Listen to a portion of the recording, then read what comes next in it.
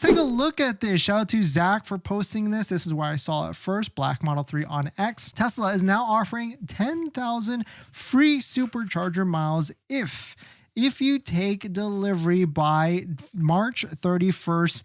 And that is the stipulation. You must trade in a vehicle as well. But if you don't trade in a vehicle, you can still get 5,000 full supercharger miles, which is worth about $500 if you take delivery of only these 3 Tesla vehicles by the end of the month. And those 3 Tesla vehicles are, shout out to Sorry for posting this post. You can see that the vehicles are a Model S, a Model X, and also a Model Y, and you have to take delivery by the end of the month, which would be March 31st.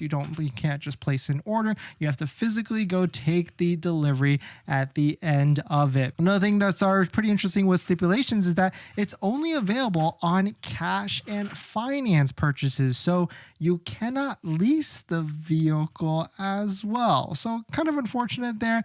I guess that makes sense for Tesla because they have to subsidize the lease already to get it down to that lowest monthly payment. So they don't want to really add more incentives on that. So kind of makes sense for them to only do it on cash and finance purchases. It would be pretty interesting if they forced you to go through Tesla financing as well, but that seems to be not the case at the moment. The other thing that is missing is, of course, you might have known that or seen that it does not qualify for any Model 3. So it doesn't qualify for the old Model 3. It doesn't qualify for the new Model 3, which kind of is interesting because you would think it would qualify for the old one because there still is old ones still in inventory, like the ones that you see on the screen right here that are brand new with demo inventory discounted vehicles. And on top of that, there's the old Model 3 Performance as well. So it's kind of interesting that they took it away and was not able to put it on those as well. On top of that, supercharger miles expire 2 years after the date of delivery, so there is an expiration.